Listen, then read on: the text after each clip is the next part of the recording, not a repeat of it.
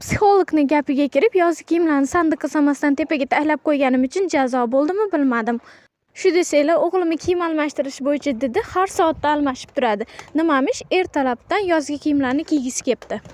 Uray desam, qo'qqanidan nutqiga ta'sir qilar ekan.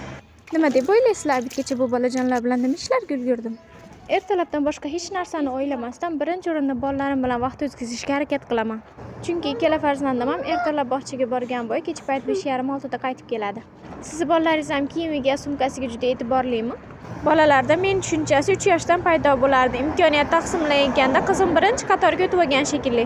Eng qizig'i kechagi yasagan narsam o'g'lim qo'liga tushgandan keyingi ahvoli. Qaysi psixologga maslahat berasizlar? Qaytishim bilan birinchi qassobxonaga uchradim. Bugun ammam kelganda o'zim atalaqa beraman dedi. Oyjon bilan men bo'lsa bekorchidan xudo bezor deb hovlini tozalash ishlariga kirishib ketdik. Voy, sizlar ham qiynalib ketdinglarmi? Shu barkam tushorib charchamadi. Hovlimiz unchalik katta emas, agrodi ham kichkinagina. Lekin kuzgi barg to'kish jarayoniga kelganda gektarda egallab olgandek his qilamiz.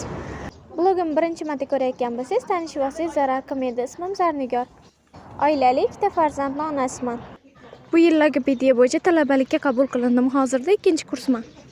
1 yildan beri blog yuritaman. Hozirda do'stlarim soni 10 tadan oshib qoldi. Iloji boricha aktiv bo'lishga harakat qilaman va обязательно hamma kommentariyalarni o'qib javob beraman. Yana bir gap, bugundan boshlab kanalimning nomini va profil rasmimni o'zgartirishga majbur bo'ldim. Qolgan hamma narsa har doimgidek o'z joyida ketaveradi. Kanalimni yo'qotib qo'ymaslik uchun obuna bo'lib qo'yishni unutmang. Men bo'lsa bitgacha rejalarimni hammasini bajarib o'qishdan yo'l oldim.